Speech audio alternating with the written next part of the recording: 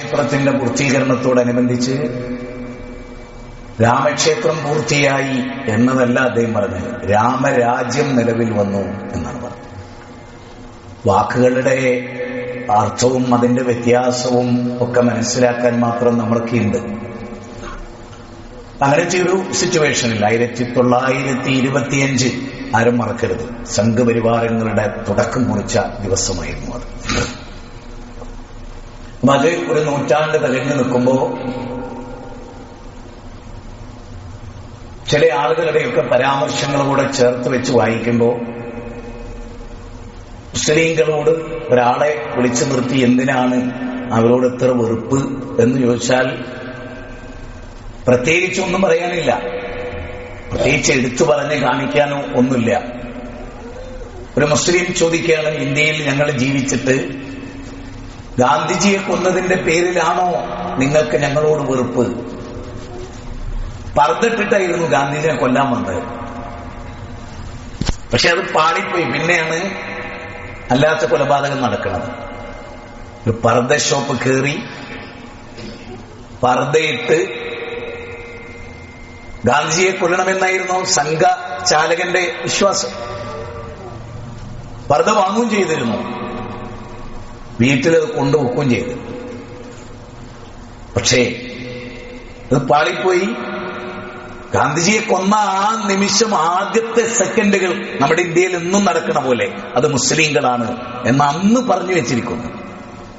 അത് നമ്മൾ വിചാരിച്ചാൽ കഴിഞ്ഞ ആഴ്ച ഒന്നും ഉണ്ടായ സംഭവം ഒന്നുമില്ല. ഇവിടെ പൊട്ടിയാലും അതൊക്കെ ആദ്യം മുസ്ലിങ്ങളാന്ന് പറയാ, പിന്നെ 2 ആഴ്ച കഴിഞ്ഞിട്ട് അതൊക്കെ പേര് വേറെ സമുദായത്തിൻ്റെതാകുക, അതാരും ഓർക്കാറില്ല. അത് പെട്ടിക്കോളത്തിലും അല്ല എവിടെയെങ്കിലും ഒരു സൈഡിൽ, അല്ലാത്ത എല്ലാ ചാനലിലും അത്ര മതി ആളുകൾക്ക്. ഒരു 5 ലക്ഷം ആളെ ഇന്ത്യയിൽ കൊന്നു ഒരു ഭീകരവാദി എന്ന് വിചാരിക്കുക. ആ 5 ലക്ഷം ആളുകളുടെ കുടുംബക്കാർക്ക് പോലും അതാരാ ചെയ്തതെന്നൊന്നും അറിയണ്ട, മുസ്ലിങ്ങളാന്ന് പറഞ്ഞു കിട്ടിയാൽ മതി. പിന്നെ അവർ പറയുന്ന അച്ഛൻ കൊല്ലപ്പെട്ടു, കുഴപ്പമില്ല, മാപ്പിളാരാന്ന് പറഞ്ഞു കിട്ടിയല്ലോ എന്നുള്ളിടത്താണ് ഇന്ന്. അങ്ങനത്തെ ഒരു ലോകത്ത് ജീവിക്കുമ്പോ നാം ചില കാര്യങ്ങൾ ആലോചിക്കണം, ഗൗരവമായ ആലോചനക്ക് വരണം. അതിൽ ഏറ്റവും പ്രധാനമായതാണ്, ഒരു രാജ്യത്തിന്റെ പൗരനാകണമെങ്കിൽ എന്തെല്ലാം വേണം. ഞാൻ ഒരുപാട് രാജ്യങ്ങളിൽ പല കാലങ്ങളിൽ യാത്ര പോയിട്ടുള്ള ഒരാളാണ്. പല രാജ്യങ്ങളെക്കുറിച്ചും കറക്റ്റായി റീഡ് ചെയ്യാൻ ശ്രമിച്ചിട്ടുള്ള ഒരു എളിയ പ്രബോധകനുമാണ്. ഇവിടേക്ക് ഇരിക്കുന്ന പല ആളുകളും ഗൾഫ് പോയിട്ടുണ്ടാവും. നമ്മളവിടെ ഖത്തറിലോ ബഹ്റൈനിലോ കുവൈത്തിലോ സൗദിയിലോ UAE എവിടെയാകട്ടെ നമ്മളവിടെ ഇറങ്ങിയ നമ്മൾ ആകെ കാണിക്കേണ്ട ഒരു കാര്യം പാസ്പോർട്ടാണ്. പാസ്പോർട്ട് അവിടെ സ്ക്രീൻ ചെയ്താൽ ഒരാൾ നമ്മളോട് വർത്താനം പോലും പറയില്ല. ഞാനൊക്കെ ഖത്തറിൽ ഇറങ്ങി കഴിഞ്ഞ ആഴ്ച പാസ്പോർട്ട് ഇങ്ങനെ വെച്ചു കൊടുത്താൽ ആ ഡോറായിട്ട് ഓപ്പൺ ആവും, നമ്മളവിടെ പോകും. ഒരു മനുഷ്യൻ മിണ്ടില്ല നമ്മളോട്, നീ എവിടുത്തെ തരണ, എന്താ ഏതാ ചോദ്യം. നമ്മുടെ ഈ രാജ്യത്തെ അവസ്ഥ എന്താണ്? ഇവിടുത്തെ ഏറ്റവും അറിയപ്പെട്ട ഒരു ഹോസ്പിറ്റലിൽ ജനിച്ചൊരു കുട്ടി, ആ ഹോസ്പിറ്റലിന്റെ അംഗീകാരത്തോടുകൂടി ബർത്ത് സർട്ടിഫിക്കറ്റ് കിട്ടി, അംഗീകൃത ബർത്ത് സർട്ടിഫിക്കറ്റ് കിട്ടി.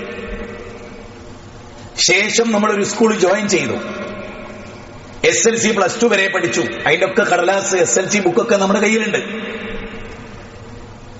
ആധാർ കാർഡ് ഉണ്ടായി, അത് മതിയെന്നാണ്. ഇന്ത്യയിൽ ഇനി ജീവിക്കാൻ നിങ്ങൾക്ക് ആധാർ കാർഡ് മാത്രം മതി എന്നായിരുന്നു പറഞ്ഞിരുന്നത്.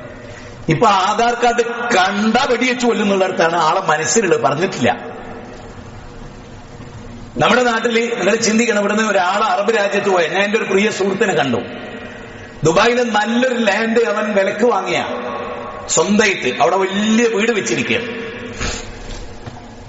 അപ്പൊ അവിടെ വീട് വെക്കാനും ഇങ്ങനൊക്കെ ജീവിക്കാൻ ഒറ്റ കടലാസ് മതി, പാസ്പോർട്ട്, ഒറ്റ രേഖ, വെറൊരു കടലാസ് ആവശ്യമില്ല അവിടെ. നാം ഇന്ത്യക്കാരാണെന്ന് അംഗീകരിക്കാൻ ഇവിടുത്തെ നിയമപ്രകാരം ഒരു പാസ്പോർട്ട് നമ്മുടെ കയ്യിലുണ്ടെങ്കിൽ ആ രാജ്യത്തവന് കോടിക്കണക്കിന് അംബാനിനെയും ബിൽഗേറ്റ്സിനെയും തോൽപ്പിക്കുന്ന കച്ചവടക്കാരനാകാൻ സാധിക്കും. യൂസുഫ് അലി സാഹിബൊക്കെ വളരുന്നു. ഇവിടെ അത്ര വളരാൻ കഴിയില്ല, അത് അദ്ദേഹം ലോകത്തോട് തുറന്നു പറഞ്ഞതാണ്. ഈ നാടിനെ പോലെ ഇത്ര ശാപം പിടിച്ച ഒരു നാട് ഭൂമുഖത്ത് വരണ്ടാവില്ല ഈ കാര്യത്തിൽ. ഏത് കാര്യത്തിൽ? ഈ വിഷയത്തിൽ ശരിക്കും പഠിച്ചോളി. SLC പുസ്തകം വലിച്ചെറിഞ്ഞ്, ആധാർ കാർഡ് വലിച്ചെറിഞ്ഞ്, ID കാർഡ് വലിച്ചെറിഞ്ഞ്, പാസ്പോർട്ട് കൊടുത്ത് വലിച്ചെറിഞ്ഞ്, ബർത്ത് സർട്ടിഫിക്കറ്റ്, അപ്പോഴൊന്നും നമ്മൾ പൗരനാവില്ല. ലോകത്ത് വേറെ എവിടെയും ലോകത്ത്, കാരണം എന്താ അറിയോ, അതിനൊരു കാരണമുണ്ട്. അതായത് ഒരു പാസ്പോർട്ട് കിട്ടണമെങ്കിൽ ഒരുപാട് സംഗതികൾ സമർപ്പിച്ചതിന് ശേഷം കിട്ടുന്ന ഒന്നാണ് പാസ്പോർട്ട്. കോമൺ സെൻസ് ആണേ, പഠിക്കണ്ട, സർട്ടിഫിക്കറ്റ് ഒന്നും വേണ്ട, ഒന്നും വേണ്ട, മനുഷ്യനായാൽ മതി. മനുഷ്യനാവേണ്ടതേ മാ എന്നുള്ള അക്ഷരം ഉണ്ടായാൽ മതി. ആ ആളുകൾക്ക് ഇത് മനസ്സിലാകും. ആ പാസ്പോർട്ട് കൈപ്പറ്റുന്നതോടുകൂടെ ഇവനൊരു പ്രശ്നം ഉണ്ടാക്കിയാൽ ഇവനെ കൈകാര്യം ചെയ്യേണ്ട ഏത് രാജ്യവുമായി ബന്ധപ്പെട്ടാണെന്ന് മനസ്സിലാക്കാൻ അത് മതി അവർക്ക്. ഇവനെ ഏത് ലൊക്കേഷനിൽ ജീവിക്കുന്നത് മനസ്സിലാക്കാൻ അത് മതി. ഏത് രാജ്യക്കാരൻ, ഏത് സ്റ്റേറ്റുകാരൻ, ഏത് ജില്ലക്കാരൻ, ഏത് പഞ്ചായത്തുകാരൻ ഒക്കെ അതിലൊക്കെ മനസ്സിലാവും. പക്ഷെ നമ്മുടെ നാട്ടിൽ ഇതൊക്കെ കണ്ടാലും പറയും അതാണ് ഈ നാട്, ഇപ്പോഴുള്ള നാട്. ഈ നാട്ടിൽ ഞാൻ ഒന്നാമതായി നിങ്ങളോട് പറഞ്ഞു വെക്കുന്നു, വോട്ടവകാശത്തിന് ആവശ്യം, അത് നിങ്ങളുടെ വോട്ടേഴ്സ് ലിസ്റ്റിലില്ല എങ്കിൽ നിങ്ങൾ ഈ രാജ്യത്തിന്റെ പൗരനല്ല. അടുത്ത ആഴ്ച മുതൽ വരാൻ പോണ നിയമം എന്താണ്? പാസ്പോർട്ട് കാണിച്ചു പൗരനല്ല, ആധാർ കാർഡ് കാണിച്ചു പൗരനല്ല, ജനിച്ച ഹോസ്പിറ്റലുകാരെ മൊത്തം പറഞ്ഞ് ഇവിടെയാ ജനിച്ചതെന്ന് കാര്യമില്ല. അപ്പൊ നമുക്ക് ഏറ്റവും ആവശ്യം എന്താണ്? പാസ്പോർട്ടും SLC ബുക്കും ആധാർ കാർഡും ഒന്നല്ല, വോട്ടേഴ്സ് ലിസ്റ്റിൽ പേര് വരാമെന്നല്ല. അടുത്ത 4-ാം തീയതി വരെ, ഡിസംബർ 4 വരെ അതിന്റെ അവസരമാണ്. അതിലൊന്നും ഒരു കാര്യമില്ല എന്ന് ചിന്തിക്കുന്ന ചിലരെങ്കിലും ഉണ്ട്. അത് ശരിയല്ല. ചിലതൊക്കെ എന്തിനാണ് വാല് പൊന്തിക്കുന്നത് എന്ന് മനസ്സിലാക്കണം. അത് മനസ്സിലാക്കലാണ് ഒന്നാമത്തെ അറിവ്. ഈ ഖുതുബയിൽ എനിക്ക് ഒന്നാമതായി നിങ്ങളോട് പറയാനുള്ള ഇതാണ്. ഇത് വിസ്ഡം ഇസ്ലാമിക് ഓർഗനൈസേഷന്റെ സ്റ്റേറ്റ് കമ്മിറ്റി ഖുതുബയുടെ തുടക്കത്തിൽ നിങ്ങളോട് പറയാൻ പറഞ്ഞിരിക്കുന്നു. അതുകൊണ്ടാണ് ഈ ഭാഗം ഞാൻ ഇങ്ങനെ തുടക്കത്തിൽ തന്നെ ആ ഏൽപ്പിക്കപ്പെട്ട ഞങ്ങൾക്ക് വന്ന വിസ്ഡത്തിന്റെ സ്റ്റേറ്റ് സെക്രട്ടറിയുടെ നിർദ്ദേശം ഞാനിത് അവിടെ പാലിച്ചിരിക്കുന്നു. ഇനി നമ്മൾ ഓരോരുത്തരെയാണ് തീരുമാനിക്കേണ്ടത്. ഞാനതൊക്കെ നേരത്തെ ചെയ്തു. നമ്മളെ ചെയ്യുക, അതായത് തവക്കുൽ ചെയ്യാന്ന് പറഞ്ഞാൽ എന്താ വെച്ചാൽ നമ്മൾ ചെയ്യേണ്ടത് മുഴുവനും ചെയ്തു വെക്കുക. അപ്പൊ ബദർ യുദ്ധത്തിൽ ആവശ്യമായി അവർക്ക് ചെയ്യാൻ പറ്റുന്നതിന്റെ മാക്സിമം ചെയ്തിട്ടാണ് അള്ളാഹുവിനോട് ഞങ്ങളെ സഹായിക്കണമെന്ന് പിന്നെ ദുആ ചെയ്യും. പടച്ചോനെ ഞാനിത് എന്റെ ഭാഗത്തുനിന്ന് ചെയ്യേണ്ടതൊക്കെ ചെയ്തു, ഞങ്ങളുടെ ഭാഗത്തുനിന്ന് ചെയ്യേണ്ടതൊക്കെ ചെയ്തു, ഇനി റബ്ബേ നീ തൗഫീഖ് തരണം. ആ ഭാഗം അങ്ങനെ അവസാനിക്കും. ഇനി നമ്മളൊക്കെ സാധാരണഗതിയിൽ ഭരണാധികാരികൾ മോശമാകുമ്പോൾ നമ്മൾ അവരെ പറ്റി പറയും, ഞാനുങ്ങളൊക്കെ പറയാറുണ്ട്. ഒരു ജനാധിപത്യ രാജ്യത്തിൽ പറയുകയും വേണം. ഇസ്ലാമിക ഭരണകൂടത്തിൽ പറയാൻ പാടില്ല, അതിന് വേറെ നിയമമാണ്. ഒരു ഭരണാധികാരിയെ പബ്ലിക്കിൽ, ഒരു ഭരണകൂടത്തിൽ, ഇസ്ലാമിക ഭരണകൂടത്തിൽ പബ്ലിക്കിൽ വിമർശിക്കാൻ പാടില്ല. അതിന്റെ നിയമം വേറെയാണ്, അതിന്റെ കാരണം വേറെയാണ്. അത് വിവരിക്കേണ്ട ഖുതുബ ഇതല്ല. ജനാധിപത്യ രാജ്യത്തിൽ നിങ്ങൾക്ക് ഭരണാധികാരിയെ പരസ്യമായിട്ട് വിമർശിക്കാം, അതാണ് ജനാധിപത്യം. അതിൽ ഭരണാധികാരികൾക്ക് എതിരില്ല. അത് വളരെ ഗൗരവമായി മനസ്സിലാക്കേണ്ട ഒരു തലമാണ്. എന്നാൽ മുസ്ലിങ്ങളെ സംബന്ധിച്ചിടത്തോളം മറ്റുള്ളവരുടെ ചിന്തകളിൽ നിന്നൊക്കെ വ്യത്യസ്തമാണ് നമ്മുടെ ചിന്ത രൂപപ്പെടേണ്ടത് ഖുർആനിന്റെയും സുന്നത്തിന്റെയും അടിസ്ഥാനത്തിലാണ്. സച്ചരിതരായ സഹാബത്തിന്റെ ജീവിത രീതിയിൽ നിന്നാണ് നമുക്ക് ഇസ്ലാം പഠിക്കാനുള്ളത്. അതുകൊണ്ട് പുറത്തുള്ള ഒരാൾ, ഒരു ഭഗവത്ഗീത വായിച്ചിട്ട് ഒരാൾ ചിന്തിക്കുന്ന ചിന്തയല്ല, ഞാൻ ഒന്നുകൂടി പറയുന്നു, ബൈബിൾ വായിച്ചിട്ടൊരാൾക്ക് കിട്ടുന്ന ചിന്തയല്ല ഒരു മുസ്ലിമിന്റെ ചിന്ത. നമ്മള് സാധാരണ മുസ്ലിം സംഘടനകളുടെ നേതൃത്വമൊക്കെ ചിന്തിക്കുന്ന ചിന്ത പോലും എന്തല്ല, പ്രാമാണികമല്ല. മനസ്സിലായിണ്ടാവും ഞാനാ പറഞ്ഞത്. അതായത് വിശ്വാസികൾ ശരിക്കും സൂറത്ത് നിസായിലെ 115-ാമത്തെ വചനം ഇനിയും പഠിക്കേണ്ടതുണ്ട് എന്ന അഭിപ്രായമാണ് എനിക്കുള്ളത്. എന്താണ്?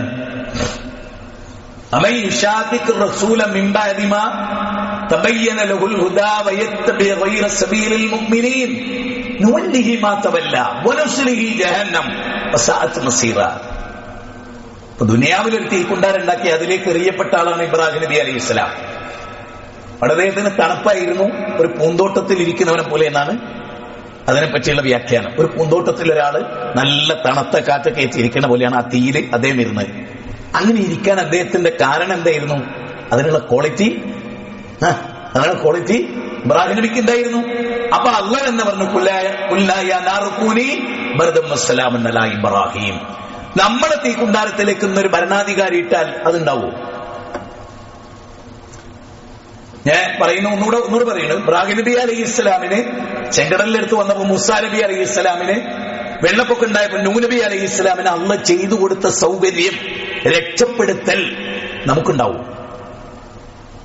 ഏതൊരു ജലത്തിന്റെ മാറി നിൽക്കലിലാണോ മോസസ് പ്രവാചകനും അനുയായികളും നടന്നൊരു ബുദ്ധിമുട്ടില്ലാതെ കാലി ചളിയിൽ പൂണ്ടുപോകാതെ അവർ നടന്നു കയറിയത്, അതേതിലും നടന്ന ആളാണ് ആര്? ഫിറൗൻ. പക്ഷെ അതെന്ത് ചെയ്തു? അതുവരെ മൂസാ നബിയും അനുയായികളെ നാട് വിട്ട് ഓടിപ്പിച്ച വ്യക്തിയെ നിമിഷം കൊണ്ടല്ലാഹു, ഞാനത് പറയുമ്പോൾ മുമ്പ് ഉപയോഗിച്ചൊരു പദം ഇപ്പൊ എന്റെ മനസ്സിലേക്ക് ഓർമ്മ വരികയാണ്. അതെന്താണ്? ഒരു ഏതാനും സെക്കൻഡുകൾക്കപ്പുറത്ത് പിടിക്കപ്പെട്ടത് തന്നെ മൂസ എന്ന് പറഞ്ഞ ആളുകളാണ് ആര്? മുസ്ലിങ്ങൾ. അതായത് കഴിഞ്ഞു, ഇനി ജീവിതമല്ല. ഫിറൗനും കൂട്ടരും പിടിച്ചു, നമ്മൾ നശിച്ചു, ഇനി നമുക്ക് രക്ഷയില്ല, ഒരു കടലാസ് ഉണ്ടായിട്ട് ഇനി കാര്യമല്ല. അങ്ങനെ വിചാരിച്ചു. ഏതാനും സെക്കൻഡ് മുമ്പ് ഫിറൗനും കൂട്ടരുടെ മനസ്സിൽ എന്തായിരുന്നു? മൂസാ നബിയും ഈ ടീമിനെ നശിപ്പിച്ച പിന്നെ ഞങ്ങളെ ചോദ്യം ചെയ്യാന്, ഞങ്ങൾക്കെതിരെ ഞങ്ങളുടെ തമ്മാടിത്തത്തെ എതിർക്കാന് എന്നൊരു ടീം ഉണ്ടാവില്ല, സർവതന്ത്ര സ്വതന്ത്രരായിട്ട് ജീവിച്ചേക്കാം. മറുഭാഗം എന്താ വിചാരിച്ച? എന്നേക്കും നിഷ്കാസിതമാകുമെന്നും ഇനി എന്നേക്കും അറമാദിച്ച് ജീവിക്കാമെന്ന് അക്രമികളും വിചാരിച്ച മൈക്രോ സെക്കൻഡിനിടയിൽ ഇന്ന മകയ റബ്ബി സയ്യഹ്ദീൻ, എന്റെ റബ്ബ് എന്നെ രക്ഷപ്പെടുത്തും എന്ന് വിശ്വസിച്ചപ്പോ എന്നെ മരണത്തിന് മുമ്പും മരണത്തിന് ശേഷവും നിയന്ത്രിക്കുന്നത് സി എം ഇടപുര എന്ന് പറഞ്ഞ ഒരു ആലിമ് ജീവിക്കുന്ന സ്റ്റേറ്റിലാണ് ഞാൻ ഈ പ്രസംഗിച്ചുകൊടുക്കുന്നത്. എങ്ങനെ? അദ്ദേഹത്തിന്റെ ജീവിതകാലത്തും എന്റെ രക്ഷകൻ അദ്ദേഹമാണ്, അദ്ദേഹം മരിച്ചതിന് ശേഷമുള്ള എന്റെ രക്ഷകനും അദ്ദേഹമാണ് എന്ന് പച്ച മലയാളത്തിൽ ഇത്രയുള്ള താടി വെച്ച് വലിയ തലപ്പാവ് വെച്ച് വലിയ കെട്ടും കൂട്ടമൊക്കെ ആയിട്ട് ജീവിച്ച് ഇപ്പൊ കസേരയിൽ ഇങ്ങനെ ആളുകൾ ഉണ്ടിക്കൊണ്ടുവന്ന് വലിയ ഗ്രാൻഡ് ഗ്രാൻഡ് ഗ്രാൻഡ് ഗ്രാൻഡ് അതിന്റെ മുകളിൽ നിങ്ങൾ ഒരു 100 ഗ്രാൻഡ് കൂട്ടിയിട്ട് മുഫ്തി നടുകൂട്ടിക്കളി, അങ്ങനെയുള്ള ഒരാള്. നേരെ വെച്ച് മൂസാ നബി അലൈഹിസ്സലാം പറയുന്നത് ഇന്ന മഹിയ റബ്ബി സയ്യഹ്ദീൻ. വ്യത്യാസമുണ്ട്. മൂസാ നബിയെ രക്ഷപ്പെടുത്താനുള്ള കാരണം എന്താണ്? ഇതാണ് കാരണം. അപ്പോ ഇവിടെ മുസ്ലിമീങ്ങൾക്ക് ഗൗരവമായി ആലോചിക്കേണ്ട ചില ചരിത്രങ്ങൾ മാത്രം പറഞ്ഞു പോവാണ് ഞാൻ ചെയ്യുന്നത്. അല്ലാഹു സുബ്ഹാനഹു വ തആല നമ്മളോട് പറയുന്നത് അള്ളാഹുവിന്റെ ഒരു പ്രത്യേകതയും കൂടി സാന്ദർഭികമായിട്ട് പറയേണ്ടതുണ്ട്. ശരിക്കും മനസ്സിൽ വെച്ചോളിട്ടോ. ഒരു മുസ്ലിം നാമധാരിയായി എന്നതുകൊണ്ട്, ഷഹാദത്ത് കലിമ ചൊല്ലി ഒരു മുസ്ലിം എന്ന നിലയിൽ ഈ ഭൂമിയിൽ ജീവിക്കുന്നു എന്നതുകൊണ്ട് ഇവിടെയുള്ള മറ്റു സമുദായത്തോട് ക്രൂരതയും മുസ്ലിങ്ങളോട് അനുകമ്പയും കാണിക്കുന്ന റബ്ബിനെ അല്ല ഖുർആൻ പരിചയപ്പെടുത്തി. ആണോ? അങ്ങനെ മനസ്സിലാക്കേണ്ട ആരെങ്കിലും? തെറ്റിനെ തെറ്റി എന്ന് പഠിപ്പിച്ചുകൊണ്ടാണ് ഖുർആൻ കടന്നുപോയത്. ശരിയാണോ? ആണ്. ഞാൻ ലളിതമായ ഒരു ഉദാഹരണം പറയാം. വളരെ സിമ്പിളായ ഒരു ഉദാഹരണം. ഈ ഫത്വാല അലൈഹിമുൽ അമദ് ഫഖസത്തു ഖുലൂബുഹും എന്ന് പറയുന്ന ഒരു മേഖലയുണ്ടല്ലോ. അലം യഅനില്ലദീന ആമനൂ അൻ തഖ്ശാ ഖുലൂബുഹും ലിദിക്രില്ലാഹ്. ആയത്ത് സൂറത്ത് ഹദീദിലെ 50-ാം അധ്യായത്തിലെ 16-ാമത്തെ വചനം. അവിടെ അല്ലാഹു പറയുന്നത് എന്താണ്?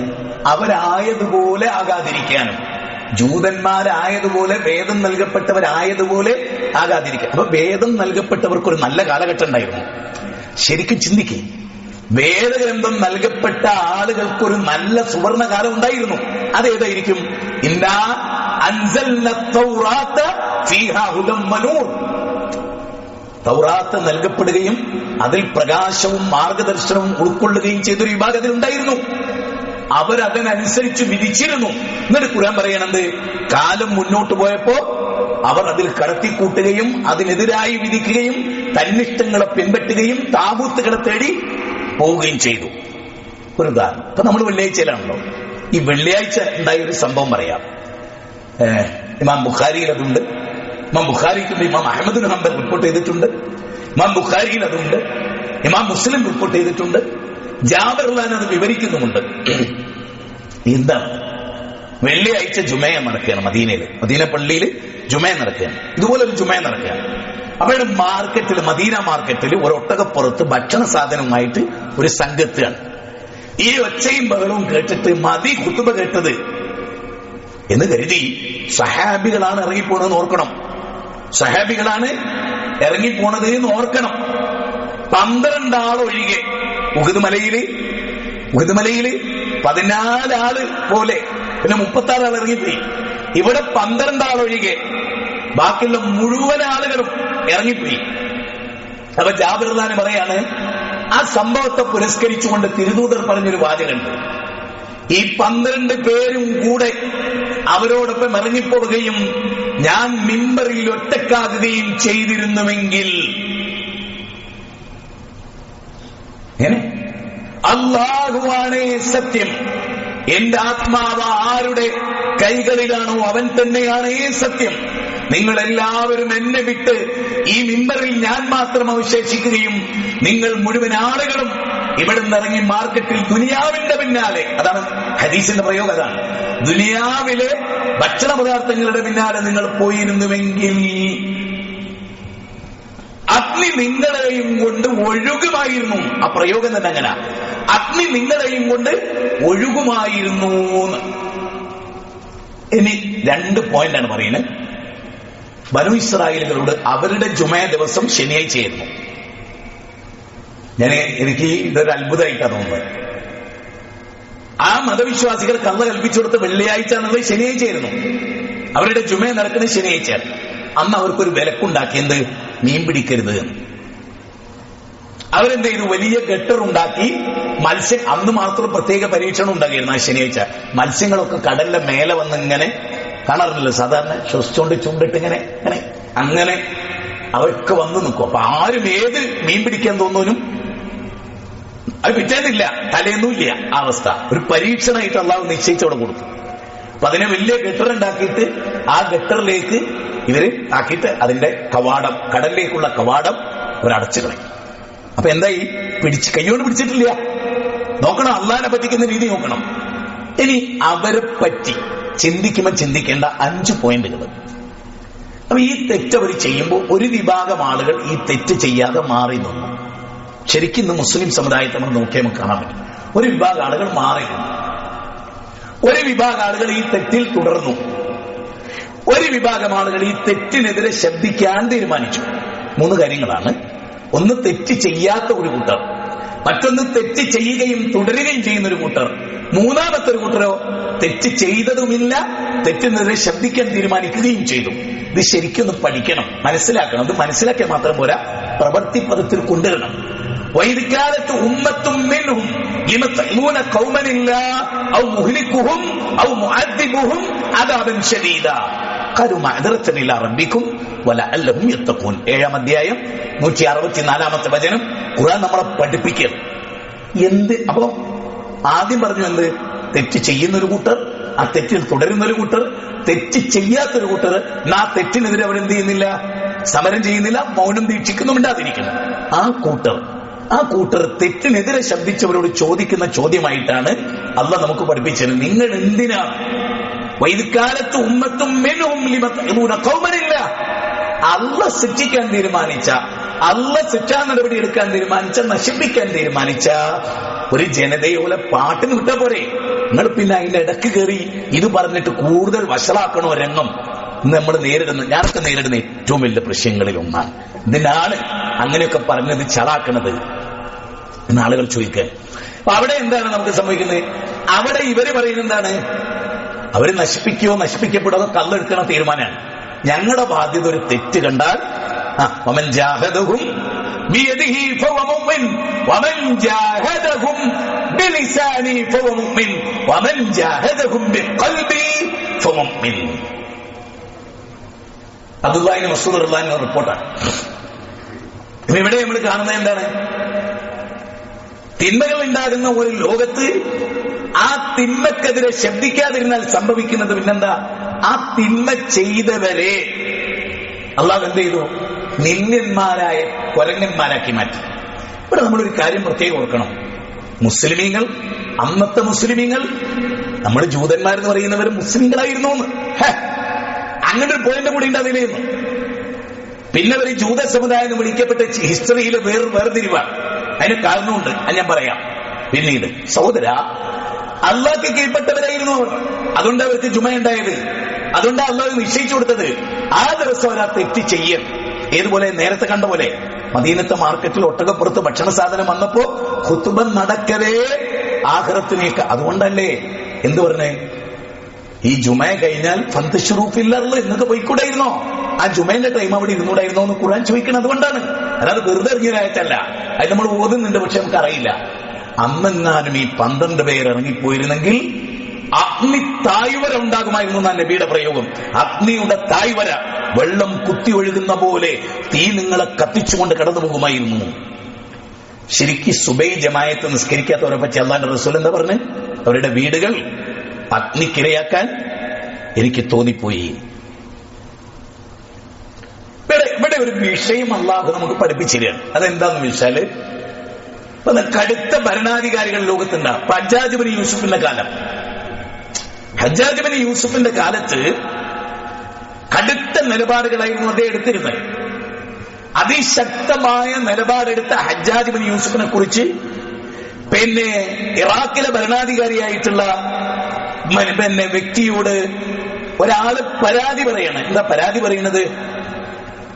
അവിടെ ഖലീഫയോട് മാലിക് ബിൻ മർവാൻ ഇബ്നു മർവാനോട് അവർ സമീപിച്ചിട്ട് പറയാണ്, എന്താ ഹജ്ജാജ് ബിൻ യൂസുഫ് വളരെ കടുത്ത മനുഷ്യനാണല്ലോ, ജനങ്ങൾ അദ്ദേഹത്തിന്റെ കാഠിന്യം കൊണ്ട് പൊറുതിമുട്ടിയിരിക്കുന്നു എന്നാണ് പറയുന്നത്.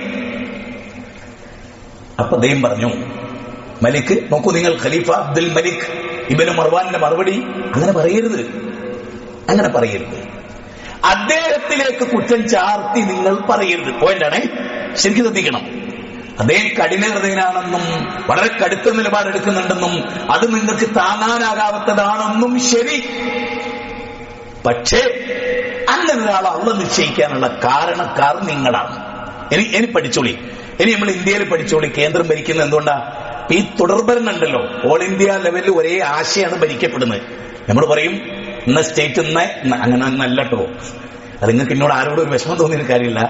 കേന്ദ്രത്തിൽ എന്തോ ആഗ്രഹം അത് നടപ്പാക്കാൻ നമ്മുടെ നാട്ടിലും ഒരു സംശയം നിങ്ങൾക്ക് ഉണ്ടെങ്കിൽ അതിന്റെ പേരിൽ നമ്മളൊന്ന് തെറ്റിയാലും വസ്തുത അതാണ്. ഈ തുടർച്ച ഉണ്ടായത് എന്തുകൊണ്ടറിയോ? ഈ രണ്ടു കൂട്ടരെയും നയിക്കുന്ന ഒരു ടീമായതുകൊണ്ടാണ്. നിങ്ങൾ വെറുതെ ഉണ്ടായതല്ല, അത് ഇനിയും ചിലപ്പോൾ ഉണ്ടായേക്കാം. പക്ഷേ മുസ്ലിങ്ങൾക്ക് ഇതൊന്നുമല്ല ചിന്തിക്കാൻ. ഇവരൊക്കെ ഉണ്ടായി, അതുകൊണ്ട് അവർക്കെതിരെ ശബ്ദിക്കാന്നല്ല, നമുക്കെതിരെ ശബ്ദിക്കാൻ നമുക്ക് കഴിയുമ്പോ അള്ളാഹു ആ പരീക്ഷണം നീക്കിത്തരും. ഇനി നോക്കിയോ, നിങ്ങൾ ആലോചിച്ച് നോക്കൂ, അബ്ദുൽ മലിക് ഇബ്നു മർവാൻ പിന്നെ പറയുന്ന കാര്യം എന്താ അറിയോ? ഹജ്ജാജ് എന്നവൻ ജനങ്ങൾക്ക് മേൽ അള്ളാഹുവിന്റെ ഒരു ശിക്ഷയാണ്. അദ്ദേഹത്തിന്റെ മറുപടി എന്താണ്? അള്ളാഹുവിന്റെ ശിക്ഷയാണ് ഹജ്ജാജ് ഇബ്നു യൂസുഫ് എന്ന വ്യക്തി. അത് വെറുതെ ഉണ്ടായതല്ല. അടുത്ത വാചകം എന്താ? അത് വെറുതെ ഉണ്ടായതല്ല. എന്താ കാരണം? നിങ്ങൾ ദുഷിക്കുകയും നിങ്ങൾ തിന്മയിൽ ആപതിക്കുകയും നിങ്ങൾ വ്യാപകമായി സിന കൊണ്ടാടുകയും അളവിലും തൂക്കത്തിലും കൃത്രിമം കൊണ്ടാടുകയും നമസ്കാരത്തിൽ അനാസ്ഥ കാണിക്കുകയും ഖളാവ് വരികയും ചെയ്തതുകൊണ്ടാണ് അവനെ അള്ളാഹു നിങ്ങളുടെ ഭരണാധികാരിയാക്കിയത്. അപ്പൊ വിഷയം എന്താ? സിമ്പിൾ. ഞാൻ ഇന്ന് രാവിലെ മുതൽ എനിക്ക് ഉറങ്ങണമെന്നുണ്ടായിരുന്നു, നല്ല ക്ഷീണമായതുകൊണ്ട്, ഭയങ്കര പ്രശ്നം ശബ്ദത്തിനൊക്കെ ഉള്ളത് കൊണ്ട് എന്നോട് കുറച്ച് ഉറങ്ങിക്കോളാനൊക്കെ നിരന്തരം ഞാൻ ഇന്നലെ ഹോസ്പിറ്റലിൽ ഡോക്ടറെ കാണിച്ചിട്ട് വരാം, ഉറങ്ങാൻ വേണ്ടി പറഞ്ഞു. ഞാൻ ഒരൊറ്റ വാചകം ഓർത്തിട്ട് എനിക്ക് ഉറങ്ങാൻ പറ്റിയില്ല. അതെന്താണെന്നറിയാം? ഒരു ഹോസ്പിറ്റലിൽ നമ്മൾ എത്തുക, ഇപ്പൊ ഡോക്ടർമാരെ പെട്ടെന്ന് പരിശോധിക്കും. ഇന്നലെ ഒരു സംഭവം ഉണ്ടായി. എന്റെ ഒരു പ്രിയപ്പെട്ട സുഹൃത്തിന്റെ ഒരു കുട്ടിക്ക് ചെറിയ ഫുട്ബോൾ കളിച്ചുകൊണ്ടിരിക്കുമ്പോൾ ചെറിയൊരു പരിക്ക് പറ്റും. പക്ഷെ അവരത് അത്ര കെയർ ആക്കിയില്ല.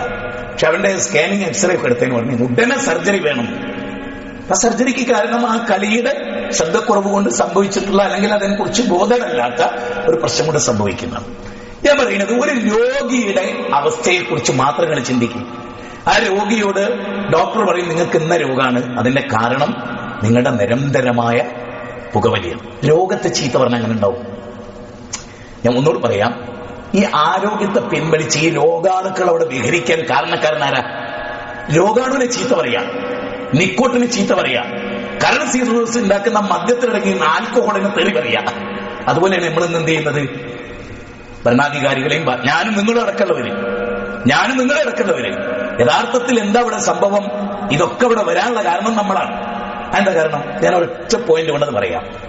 ഇന്ന് കേരളത്തില് കല്യാണ രംഗത്ത് മാത്രമുള്ള തിന്മ നമ്മൾ എടുക്കുക, 1000 തിന്മ മുസ്ലിങ്ങൾക്കിടയിൽ എടുത്താൽ 10 തിന്മ പോലും ഹൈന്ദവർക്കിടയിൽ നമുക്ക് എണ്ണാൻ പറ്റില്ല.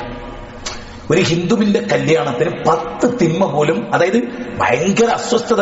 നിങ്ങൾ സോഷ്യൽ മീഡിയയിൽ കല്യാണവുമായി ബന്ധപ്പെട്ട് നടക്കുന്ന ഏതെങ്കിലും ഒരു വീഡിയോ, ഒരു ഹിന്ദുവിന്റെ വളരെ മോശമായ ഒരു കല്യാണം നിങ്ങൾ കണ്ടിട്ടുണ്ടോ? ആരുടേതാണ്? ഏറ്റവും വൾഗറായ കല്യാണങ്ങൾ ആരുടേതാണ്? എല്ലാ വിഷയത്തിലും തിന്മയിൽ ഏറ്റവും മുൻപന്തിയിലേക്ക് കുതിക്കുന്ന സമുദായം ഏതാണ്? ആ സമുദായത്തിന്റെ വിലാപം എന്താണ്? നമ്മുടെ പ്രാർത്ഥന എന്താണ്? പടച്ചോനെ കേന്ദ്രത്തിൽ അടുത്തേതും നല്ലൊരു പ്രസ്ഥാനത്തെ എത്തിച്ചാണ്. ഉണ്ടാവില്ല കേട്ടോ. ഈ ആഴ്ചത്തൊക്കെ തിന്മ മാത്രം മുസ്ലിങ്ങൾ എടുത്താൽ അത് ഉണ്ടാവുമെന്ന് ഞാൻ പ്രതീക്ഷിക്കുന്നില്ല. നമ്മൾ ശരിക്കും മനസ്സിലായിക്കൊള്ളു. ഈ നിമിഷം മുതൽ നോക്കൂ നിങ്ങൾ, ഈ ഹജ്ജാജ് ബിൻ യൂസുഫുമായി ബന്ധപ്പെട്ടൊരു സംഭവം കൂടെ പറയാം. അനസ് റളിയല്ലാഹു അൻഹു ഈ ഹജ്ജാജ് ബിൻ യൂസുഫിന്റെ ളുഹ്ർ നിസ്കാരം ഒരല്പം പിന്തിയപ്പോ അതിനെതിരെ സംസാരിക്കാൻ അനസ് റളിയല്ലാഹു എഴുന്നേറ്റ് നിൽക്കുന്ന ഒരു രംഗമുണ്ട് ചരിത്രത്തില്.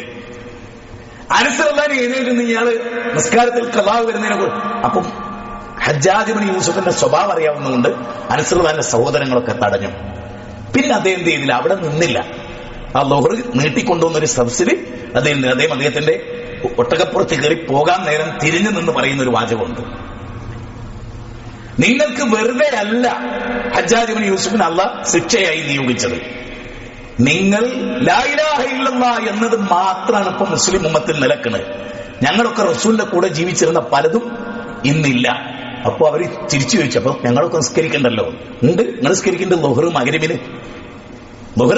മഗ്‌രിബിന് നിങ്ങൾ നമ്മളെ പെണ്ണുങ്ങളെ കച്ചവടക്കാരൊക്കെ നോക്കൊണ്ടു ഒന്നിച്ച് അങ്ങനെ നിസ്കരിക്കുന്ന അതായത് നമ്മളെന്താ നിസ്കാരമുണ്ട് നമ്മൾ വിചാരിക്കും ഭയങ്കര അള്ളാഹ്ക്ക് ഇഷ്ടായി. ഇല്ല, അള്ളാഹ് വലിയ ധിക്കാരികളായ ഭരണാധികാരികളെ കേരളത്തിലും കേന്ദ്രത്തിലും നിയോഗിക്കുന്ന എന്തുകൊണ്ടറിയോ? നമ്മളെ നിസ്കാരത്ത് ഖളാ വരുന്നുണ്ട്. ചിന്തിക്കാൻ പറ്റും നമുക്ക്? നിസ്കാരത്ത് ഖളാ വരുന്നുകൊണ്ടാണ് ഇങ്ങനെ ഒരു നിയോഗം നമ്മൾ ചിന്തിക്കോ? അതിന് വേറൊരു വാചകം അൽബാനിയൊക്കെ ഈ ഹദീസുമായി ബന്ധപ്പെട്ട് ചർച്ച നടത്തിയോ പറയുന്നുണ്ട്. നിങ്ങൾ ആരെങ്കിലും ഞാൻ പറഞ്ഞപ്പോ എനിക്ക് ഇന്ന് രാവിലെ ഇങ്ങനെ ഓരോ കാര്യങ്ങൾ നമ്മൾ ചിന്തിക്കല്ലോ. നബി സല്ലല്ലാഹു അലൈഹി വസല്ലം ശക്തമായ ഒരു കാർമേഘം കണ്ടാൽ നബിയുടെ മുഖം വിവർണമാകും. അള്ളാന്റെ ശിക്ഷ വരിക എന്ന് കരുതി ഇസ്തിഗ്ഫാറിനെ തേടും. നമ്മളോ കടുത്ത കാർമേഘം എന്ത് കുന്നപ്പം നല്ലെന്താ നമ്മളെ കുഴപ്പം കൊണ്ടാണെന്ന് അവിടെയാണ് ഞാൻ പറയുന്നത്. ഒരു വർഷമായല്ലോ മഴ പെയ്യുന്നത് തുടർച്ചയായിട്ട് കേരളത്തിൽ അതിശക്തമായ കാർമേഘമാണ്. അതുപോലും ബേജാറുണ്ടാക്കേണ്ട കാര്യമാണ്. മുസ്ലിം സമുദായം കൃത്യമായി ഇസ്ലാമിനെ ഫോളോ ചെയ്താൽ തീരാവുന്ന പ്രശ്നമേ ഉള്ളൂ. പറങ്കിപ്പട കേട്ടിട്ടുണ്ടോ? പറങ്കിപ്പട സ്വാതന്ത്ര്യ സമര കാലഘട്ടത്തിലെ പറങ്കിപ്പട ഇന്ത്യയിലേക്ക് വന്ന് ആ പറങ്കിപ്പടയെ അള്ളാഹ് ഇന്ത്യയിലേക്ക് അയച്ചത് പോലും മുസ്ലിങ്ങളുടെ തെമ്മാടിത്തം ചെയ്തുകൊണ്ടാണെന്നാണ് അന്ന് സലഫി ഉലമാക്കൾ എഴുതിയത്. കോഴിക്കോട്ടെ മുസ്ലിങ്ങളുടെ ചരിത്രം എന്നൊരു പുസ്തകമുണ്ട്. അതിന്റെ 5-ാമത്തെ പേജിലുള്ള എന്താണെന്നറിയോ? അതിന്റെ 5-ാമത്തെ പേജിൽ മുസ്ലിങ്ങൾ സുഖലോലുപരായി ജീവിക്കാൻ തുടങ്ങുകയും അല്പസന്തോഷത്തിൽ അറമാദിച്ച് ജീവിക്കുകയും ചെയ്തപ്പോൾ അമിതമായ സുഖങ്ങളിൽ മതിമറക്കുകയും അടുത്ത വാചകം അറിയോ? മതശാസനകളിൽ നിന്ന് വ്യതിചലിക്കുകയും. ആ പുസ്തകത്തിൽ 5-ാമത്തെ പേജിലുള്ള എത്ര കൊല്ലം മുമ്പ് എഴുതിയ പുസ്തക വ്യതിചലിക്കുകയും. അടുത്ത വാചകം അറിയോ? സദാചാരങ്ങളുടെ വേദി ദുരാചാരങ്ങളുടെ കേളി കേന്ദ്രമായി മാറുകയും ചെയ്തു. സുന്നത്ത് നടക്കേണ്ട ഇടങ്ങൾ ബിദ്അത്ത്. പള്ളി പോലും അള്ളാനെ മാത്രം വിളിക്കാനാ പള്ളിന്നാ ഖുർആനിലെ. അവിടെ ഖുതുബിയത്ത് നടത്തി 1000 വട്ടം ആരെ വിളിക്കണേ? മൊയ്തീൻ ശേഖനെ. എന്നിട്ട് അദ്ദേഹം പറയാ ഇത്തരം അനീതിക്ക് ദൈവീക ശിക്ഷ എന്ന നിലയിലാണ് പറങ്കികളുടെ ആഗമനം ഉണ്ടായത്. മുജാഹിദ് വാസിയുടെ വകയല്ല, അതിൽ എഴുതിയ വാചക പറയുന്നത്. പറങ്കികളുടെ ആഗമനം ഉണ്ടായതെന്താ? കൊണ്ടോട്ടി നേർച്ചണ്ടായതിന്റെ പേരിൽ, പട്ടാമ്പി നേർച്ചണ്ടായതിന്റെ പേരിൽ, ഇന്ന് കാണുന്ന വൃത്തികേടിന്റെ പേരിൽ, ഇന്ന് കാണുന്ന മുസ്ലിംമാരുടെ പേരിൽ നിന്ന് എന്റെ ഭാഷയിൽ ഇന്നത്തെ മൊയ്ലിയാമാരെ കേരളത്തിൽ നിഷ്കാസിതമായാൽ അള്ളാന്റെ ശിക്ഷ മാറി നമുക്ക് നല്ല കാലം വരും. ഈ ഉദ്ധരണിയുടെ അടിസ്ഥാനത്തിൽ ഞാൻ പറയും. ഇനി ഷെയ്ഖുൽ ഇസ്ലാം ഇബ്നു തൈമിയ ഒരു ചരിത്രമാണ്. ഷെയ്ഖുൽ ഇസ്ലാം ഇബ്നു തൈമിയ താർത്താരികളുടെ ചെങ്കീസ് ഖാന്റെ പട്ടോളം മംഗോളിയ കടന്നു വന്ന കാലത്ത് ഒരു സംഭവം ഉണ്ടായി. മുസ്ലിങ്ങൾ ദർഗയിലേക്ക് അഭയം തേടിക്കൊണ്ട് ദർഗയിലെ ഷെയ്ഖിനെ വിളിക്കാൻ വേണ്ടിയിട്ട് പോവുകയാണ്. ഷെയ്ഖുൽ ഇസ്ലാം ഇബ്നു തൈമിയ പറഞ്ഞ വാചകമാണ്. എന്താ അദ്ദേഹം പറയുന്നത് അറിയോ? അദ്ദേഹം പറയുന്നത് ഒറ്റ കാര്യമാണ്. അദ്ദേഹം പറയുന്നത്, ഓ ഏ സമൂഹമേ, അല്ലയോ ജനങ്ങളെ, എന്തൊരു കഷ്ടമാണ് നിങ്ങളുടെ കാര്യം. എന്നിട്ട് അദ്ദേഹം പറയുന്നത്, നോക്കൂ നിങ്ങൾ ഉഹദ് തൗഹീദുള്ള സഹാബത്ത്, സുന്നത്തുള്ള സഹാബത്ത്, നബിയെ അച്ചട്ടനുസരിച്ച സഹാബത്ത് ഒരു നേരിയ അനുസരണക്കേട് കാണിച്ചപ്പോ ഉഹദിൽ പരാജയപ്പെട്ടുവെങ്കിൽ ശിർക്കുള്ള നിങ്ങളെ, അള്ളാഹുവിനെ കൂടേണ്ട കൈകൾ ദർഗയിലേക്ക് ഉയർത്തിയ നിങ്ങളെ എങ്ങനെ ചെങ്കീസ് ഖാന്റെ ആ ശിക്ഷയിൽ നിങ്ങളെ രക്ഷപ്പെടുത്തും എന്ന് ഷെയ്ഖുൽ ഇസ്ലാം ഇബ്നു തൈമിയ അമ്മ എന്ന് പറഞ്ഞാൽ, നീ പറഞ്ഞില്ല ആരാ മുദബ്ബിറുൽ ആലം എന്ന് വെച്ചാൽ അബൂജഹൽ പോലും പറഞ്ഞിരുന്നത് അള്ളാഹുന. ആധുനിക അബു ആധുനിക അബു ബാക്കിയുള്ള പേരുകൾ കൂട്ടിയാൽ മതി. ഞാൻ കൂട്ടിയിട്ട് ഇന്ന എല്ലാരും തിന്നണ്ട. ആധുനിക അബുവോ? ആധുനിക അബുവിനോട് ചോദിക്കണം. അല്ല അബുവോ 14 നൂറ്റാണ്ട് മുമ്പ് അബുവിനോട് ചോദിച്ചപ്പോ അബു പറഞ്ഞ അള്ളയാണ്. എന്താ അബു എന്റെ അഭിപ്രായം? അത് ചിറ്റടി മീത്തൽ അബൂക്കറാണ്, സീമടവൂരാണ്. അത് നാവോണ്ട് ഉരിയാടിയിട്ട് ഇവിടെ അതൊക്കെ വന്നിട്ടില്ലെങ്കിൽ നായക്ക് 40 വട്ടം ഇസ്ലാമിനെ നിഷ്കാസിതമാക്കുന്നവരുടെ കൂടെ പോയിരിക്കുന്ന മൊല്ലയായി ഈ മൊല്ല. ഈ മൊല്ലയും മൊല്ലയുടെ മകനും ഈ മൊല്ല ഉണ്ടാക്കിയ സുഫികളും പിന്നെ രക്ഷപ്പെടുവോ? എല്ലാ ശിർക്കിനോടും കോംപ്രമൈസ്, എല്ലാ തോന്നിയാസത്തോടും കോംപ്രമൈസ്. എന്തിന്? പക്ക ബിംബാരാധന നടക്കുന്ന സ്ഥാപനത്തിൽ പോയി അതിന്റെ ഉത്സവത്ത് കൂടിക്കൊടുത്ത് അവിടെ നിന്ന് ചോറും തിന്ന് അവിടെ നിന്ന് പാട്ടും പാടി അവിടുന്ന് ഇന്റർവ്യൂ എടുക്കുന്ന തങ്ങന്മാർ ജീവിക്കുന്ന കേരള ജനത ഇതിൽ കൂടുതൽ വലിയ പരീക്ഷണത്തിന് വിധേയമാകോ? ആവൂലേ? നേരത്തെ പറഞ്ഞ കോഴിക്കോട്ടെ മുസ്ലിങ്ങളുടെ ചരിത്രം എന്ന പുസ്തകം എഴുതിയ സലഫി ഉലമാക്കൾ നമുക്ക് പഠിപ്പിച്ചെന്ന ഈ കാര്യത്തെക്കുറിച്ച് നമ്മൾ എന്ത് പറയുന്നു? ഇനി അള്ളാഹുവിന്റെ ഗ്രന്ഥത്തിൽ നിന്നൊരു വാചകം. അല്ലാഹു സുബ്ഹാനഹു വ തആല പറയാണ്, ഈ സൂറത്ത് ഹജ്ജിലാണ്, വല്ലദീന ഉഖ്രിജൂ മിൻ ദിയാരിഹിം ബിഗൈരി ഹഖ്ഖിൻ ഇല്ലാ യഖൂലു റബ്ബുന എന്നൊക്കെ പറഞ്ഞിട്ട് അല്ലാഹു പറയാണ്, അല്ലദീന ഇൻ മക്കന്നാഹും ഫിൽ അർളി വഅഖാമുസ് സലാ വഅതുസ് സക്കാ. നോക്കൂ, അല്ലാഹു സുബ്ഹാനഹു വ തആല നമ്മൾ പറഞ്ഞിരുന്നറിയോ, സൂറത്ത് ഹജ്ജിലാണ് പറയുന്നത്. 41-ാമത്തെ വചനത്തിൽ പറയാണ്, അവർക്ക് ഭൂമിയിൽ ആധിപത്യം കിട്ടിയ. ശരിക്കും ഈ ആയത്തിന്റെ ഇന്ത്യൻ അർത്ഥം എന്തായിരിക്കും? ഇന്ത്യയിൽ ഇതിന്റെ അർത്ഥമുണ്ട്. അവർക്ക് നാം ഭൂമിയിൽ ഒരു ഭരണഘടന നൽകിയാൽ ആ ഭരണഘടനയുടെ ആർട്ടിക്കിൾ 25 ഇഷ്ടമുള്ള മതം സ്വീകരിക്കാനും അതിന്റെ മുഴുവൻ ആചാരവും മുറുകെ പിടിക്കാനും മറ്റൊന്നും കടമെടുക്കാതിരിക്കാനും ആ നിങ്ങളുടെ ആദർശം പബ്ലിക്കിൽ പറയാനും നമുക്ക് സ്വാതന്ത്ര്യം തന്നിട്ട് അത് എത്ര കണ്ട് ഉപയോഗപ്പെടുത്തുന്നുണ്ട്? ഇവിടെ പറ, എത്ര കണ്ട് ഉപയോഗപ്പെടുത്തുന്നുണ്ട്? പള്ളികളിൽ സുബൈക്ക് എത്ര ആൾ വരുന്നുണ്ട്? അലി ഇബ്നു അബീ താലിബ് കൊല്ലപ്പെട്ട് പള്ളിയിലേക്ക് വീട് മുട്ടി വിളിച്ചു പോകുമ്പോ ദാ സുബൈ ജമാഅത്തെ എഴുന്നേക്കൂ എന്ന് പറഞ്ഞ് പോകുമ്പോൾ കൊല്ലപ്പെട്ട്. ഉമർ ഇബ്നു ഖത്താബ് റളിയല്ലാഹു മിഹ്റാബിൽ വെച്ച് കൊല്ലപ്പെട്ടു, നിസ്കരിക്കായിരുന്നു. ഖാലിദും വലീദിന്റെ സൈന്യം ഏറ്റുമുട്ടിയപ്പാണ് റുസ്തം പോയി നോക്കി, എന്താ അവരുടെ അവസ്ഥ? അനാ ഫിൽ ലൈലി സാജിദൻ വഖായിമ. അതാണ് നമ്മുടെ അവസ്ഥ. അതാ കഴിഞ്ഞ ആഴ്ചയൊക്കെ മുസ്ലിം പെൺകുട്ടികളെ ബോധപൂർവ്വട്ടോ നമ്മുടെ മക്കളെ നമ്മൾ ആദ്യം പറഞ്ഞു കൊടുക്കേണ്ടത്, സ്കൂളിൽ വന്നിട്ട് ഇന്റർവ്യൂ നടത്തുന്ന ചില സംഭവങ്ങൾ ഉണ്ടാവും, അതിനോട് ഒരു നിലക്കും സഹകരിക്കുകയെന്നാണ് പഠിപ്പിച്ചത്. അത് ചെയ്യുന്ന SFIന്റെ നേതൃത്വത്തിലാണ്. ലിബറലുകളാണ്, ഞാനിത് തുറന്നു പറയാട്ടോ, ലിബറലുകളാണ്, SFI ആണ് അതിന്റെ പിന്നില്. മുസ്ലിം തട്ടമിട്ട പെൺകുട്ടികളെ മാത്രമാണ് അവൾ ഇപ്പൊ ഇന്റർവ്യൂ ചെയ്യുന്നത്. ശ്രദ്ധിച്ചിട്ടുണ്ടോ? എന്നിട്ട് ആ എട്ടും പൊട്ടും തിരിയാത്ത, വിവരമില്ലാത്ത, പക്വതയില്ലാത്ത, അരപ്പൈസക്ക് ബുദ്ധി വീട്ടിൽ നിന്ന് ബാപ്പയും നൽകാത്ത ആ കുട്ടിയില്ലേ, ആ കുട്ടി പറയുന്ന വിവരക്കേടുകൾ കിട്ടും. അത് വ്യാപകാക്കുക, അത് പ്രചരിപ്പിക്കുക, അതിന് സോഷ്യൽ മീഡിയയിൽ ഇഷ്ടം പോലെ വ്യൂവേഴ്സ് ഉണ്ടാകുക. എങ്ങനെ ഈ നാട് നന്നാവും? എങ്ങനെ ഈ നാട് നന്നാവും? മുസ്ലിം പെൺകുട്ടികളിൽ 1000 പെൺകുട്ടികളെ കണ്ടാൽ 900 പെൺകുട്ടികളുടെ ചുവപ്പും കാക്കയുടെ നാവിന്റെ ചുവപ്പ്. കാക്ക കറുത്തിട്ട, കാക്കയുടെ നാവ് ചുവന്നിട്ട. അത് നിങ്ങൾ ആലോചിച്ചോ, കാക്കന്റെ നാവിന് ഒരു പ്രത്യേക ചുവപ്പാ, ശ്രദ്ധിച്ചു നോക്കിയാൽ കാണാൻ പറ്റും. അതുപോലെ ചുണ്ട് ചോപ്പിച്ച ഈ പെൺവർഗം വർദ്ധിച്ചു. ഞാൻ അതും പറയുന്നു, 1000 സ്ത്രീകളിൽ നിന്ന്, 1000 ഹിന്ദു സ്ത്രീകളിൽ നിന്ന്, 1000 ക്രിസ്ത്യാനികളിൽ നിന്നാൽ 990 ചുണ്ടുകൊപ്പിച്ച മാപ്പിളാരായിരിക്കും. അത്ര തന്നെ വേറെ ഇതൊക്കെ ഞാൻ വെറുതെ പറയല്ല, നിങ്ങൾ നോക്കിക്കോ, നിങ്ങൾ പരിശോധിച്ചോ. എങ്ങനെ അള്ളാഹു നമുക്ക് നബി സല്ലല്ലാഹു അലൈഹി വസല്ലമയുടെ ഒരു ഹദീസാണ്.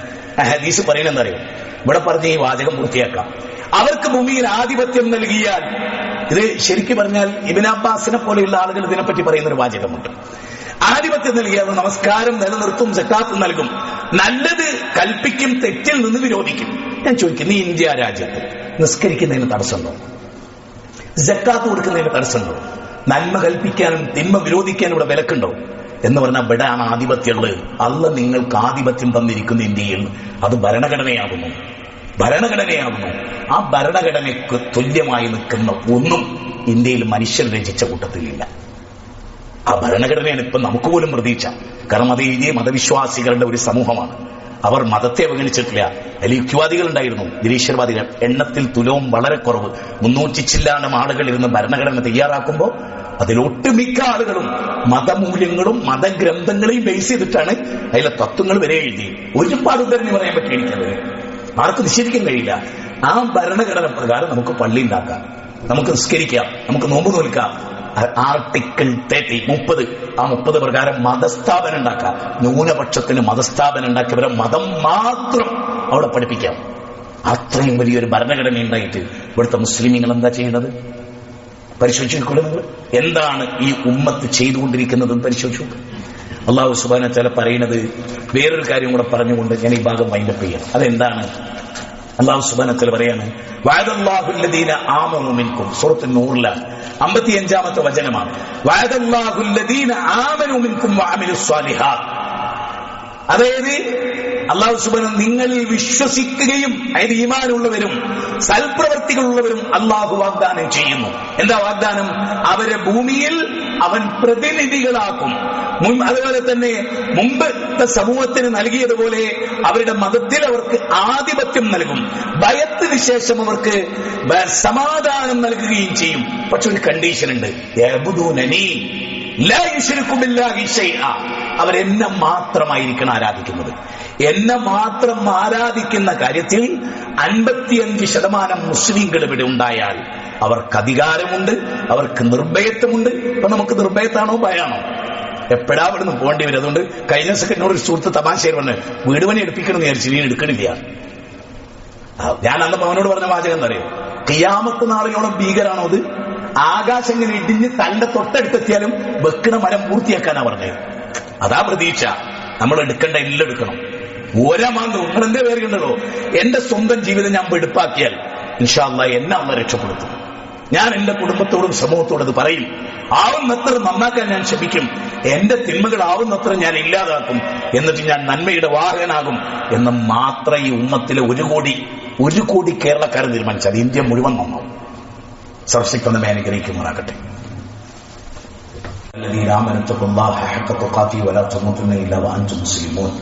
ഒരിക്കൽ കൂടി അല്ലാഹുവിനെ സൂക്ഷിച്ച് ജീവിക്കണമെന്ന് എല്ലാവരോടും ഓർമ്മപ്പെടുത്തുകയാണ്. ഒരു ഖുർആനിക വചനം, ഇവിടെ ശരിക്ക് ചിന്തിക്കേണ്ടത് മനുഷ്യരുടെ കൈകൾ ചെയ്ത പ്രവർത്തികളുടെ ഫലമായി കരയിലും കടലിലും കുഴപ്പങ്ങൾ പ്രത്യക്ഷപ്പെട്ടുമാണ്. ഈ ആയത്തിന്റെ തഫ്സീറിൽ നമുക്ക് കാണാം, മനുഷ്യരാണ് ഇവിടുത്തെ കാരണം. ഇവിടെ എന്ത് സംഭവിക്കുന്നു? ഇപ്പൊ നമ്മൾ സാധാരണ ഒരു സലഫി ഉലമ ആണ് തോന്നുന്നു ആ വിഷയം പറഞ്ഞ് ഒരുപാട് കാര്യങ്ങൾ ഇങ്ങനെ കേട്ടും വായിച്ചു പോകുമ്പോൾ ചെറിയൊരു കൺഫ്യൂഷൻ വരും. അതിൽ പറയുന്നൊരു കാര്യം, നമ്മൾ ഭരണാധികാരികളെ നിങ്ങൾ കുറ്റപ്പെടുത്തുന്നു. നിങ്ങൾ നിങ്ങളുടെ വീട്ടിലെ ഭരണാധികാരിയാണല്ലോ. നിങ്ങൾ ഭാര്യയോട് മാന്യമായി പെരുമാറുന്നുണ്ടോ? മക്കളോട് മാന്യമായി പെരുമാറുന്നുണ്ടോ? ഒരു ഭരണാധികാരി എന്നൊക്കെ നിങ്ങൾ വീട്ടിൽ ക്രൂരനാണെങ്കിൽ നിങ്ങളെ ഭരിക്കുന്ന കേന്ദ്രം ക്രൂരന്മാരായിരിക്കും. വല്ലാത്തൊരു പോയിന്റ് അത്. സ്വന്തം വീട്ടിൽ നിങ്ങൾ ക്രൂരന്മാരായിരിക്കെ തന്നെ കേന്ദ്രത്തിന്റെ ക്രൂരതയെക്കുറിച്ച് നിങ്ങൾക്ക് ചെറിയൊരു വീട് കിട്ടിയപ്പോ തന്നെ നിങ്ങൾ ഇജാതി ക്രൂരന്മാരായി എങ്കിൽ ഒരു രാജ്യത്തിന് കിട്ടി നിങ്ങൾ എന്ത് ചെയ്യുമായിരുന്നു? എനിക്കത് വല്ലാതെ സ്ട്രൈക്ക് ചെയ്തൊരു പോയിന്റാണ്. അപ്പൊ ഞാനെങ്ങനെ ഇരുന്ന് ചിന്തിച്ചു, എന്റെ വീട്ടിൽ ഞാൻ അങ്ങനെ ഒരു ക്രൂരനാണോ? നമുക്ക് ഓരോരുത്തർക്കും ഞാൻ എന്റെ ഭാര്യയോട്, മക്കളോട്, ബാക്കിയുള്ളവരോട് എങ്ങനെയാണ്? റുഹമാഹു ബൈനഹുമൊക്കെ പറയുന്ന അവിടെയാണ്. നമ്മൾ കഴിഞ്ഞ ഖുതുബയിൽ പറഞ്ഞു, ഫബിമാ റഹ്മത്തിൻ മിനല്ലാഹ്. ആ നേതാവിനെ നോക്ക് നിങ്ങൾ. അപ്പോ ആ ഒരു അവസ്ഥയും കൂടെ നമ്മൾ ഇതിലൊക്കെ കാണണം. നമ്മുടെ ഒരു കടയുണ്ട്, നമ്മളതിന്റെ മുതലാളിയാണ്. തൊഴിലാളികളോട് നമ്മളെങ്ങനെയാ? നമ്മളവിടുത്തെ കുല്ലുക്കും റാഇൻ വകുല്ലുക്കും മസ്ഊലുൻ അൻ റഇയതിഹി. നമ്മൾ ഭരണാധികാരികളാണ് വീട്ടില്. ആ ഭരണാധിപൻ എന്താകണം? ഏറ്റവും നല്ല മനുഷ്യനാകണം. അപ്പൊ അയാൾക്ക് അല്ലാഹു കേന്ദ്രത്തിൽ അങ്ങനെ എല്ലാവരും ആയി തീരുമ്പോ അപ്പൊ നമ്മളിപ്പോ ചെയ്യേണ്ട എന്താണ്? ഒന്ന് ഉറപ്പിക്കേണ്ടത് നമ്മുടെ വോട്ടവകാശം ഉറപ്പുവരുത്തുക. 2, റബ്ബിനോട് ദുആ ചെയ്യുക. 3, നിലപാടുകളിലെ വൃത്തികേടുകളൊക്കെ ഒഴിവാക്കി നല്ല മനുഷ്യന്മാരാകുക. ഇസ്ലാമിക വിരുദ്ധ കല്യാണങ്ങളിൽ ഒന്നിൽ പോലും, അത് മൂത്താപ്പന്റെ ആയാലും പെങ്ങളതായാലും പോലും വിട്ടു നിൽക്കുക. ഇനി അത് പറയേണ്ടത് കേട്ടാത്, കല്യാണം സ്വന്തം കുടുംബത്തിലാണെങ്കിലും പെങ്ങളതാണെങ്കിലും സമ്പൂർണ്ണമായി വിട്ടു നിൽക്കുക. തോന്നിയാസാണ് അവിടെ നടക്കാൻ തോന്നിയാൽ എന്തേ വരാത്തത്? തെമ്മാടിത്തത്തിൽ ഞാനില്ല. ഇന്ന് കേന്ദ്രം ഭരിക്കുന്ന ഇത്തരം ആളുകൾ അള്ള കൊണ്ടുപോയി വെച്ചത് ഈ ജാതി തോന്നിയാസം കൊണ്ടാണ്. എനിക്ക് റബ്ബിന്റെ ശിക്ഷ പേടിയുണ്ട്, ഞാനില്ല എന്ന് വാപ്പാനോട് പറയാം. പെങ്ങളോട് പറയാം, മോളെ പെങ്ങളെ എന്ന് പ്രിയപ്പെട്ടതാണ്, ഞാൻ നിനക്ക് വേണ്ടി ദുആ ചെയ്യും, എന്റെ കല്യാണത്തിൽ ഉണ്ടാവില്ല. അപ്പൊ പിന്നെ എളാപ്പാന്റെയും മൂത്താപ്പാന്റെയും കൂട്ടുകാരെന്ന് ഞാൻ പറയേണ്ടതില്ലല്ലോ. അതുകൊണ്ട് നല്ലോണം ആ രംഗത്ത് ശ്രദ്ധിക്കുക. സർവശക്തനായ റബ്ബ് നമ്മെ അനുഗ്രഹിക്കുമാറാകട്ടെ. കൂടുതൽ കാര്യങ്ങൾ മനസ്സിലാക്കി എന്ത് സംഗതി നടന്നാലും, ഞാൻ പറഞ്ഞല്ലോ, ഒരു കാർമേഘം കാണുമ്പോൾ പോലും അള്ളാഹുവിന്റെ റസൂൽ മനുഷ്യരിലേക്കാ തിരിഞ്ഞ് നമ്മുടെ തെറ്റുകൊണ്ടുള്ള ശിക്ഷയായിരിക്കും, അല്ലാതെ അള്ളാഹ് ആ കാർമേഘം കൊണ്ടൊന്ന് ശിക്ഷിക്കുന്നു എന്ന നിലയിലല്ല ചിന്തിക്കേണ്ടത് എന്നാണ് പറഞ്ഞു വന്നതിന്റെ ആകത്തുക. സർവശക്തൻ നമ്മെ അനുഗ്രഹിക്കട്ടെ. എല്ലാവിധ ചിന്മകളിലും അള്ളാഹു നമ്മെ കാത്തു രക്ഷിക്കുമാറാകട്ടെ.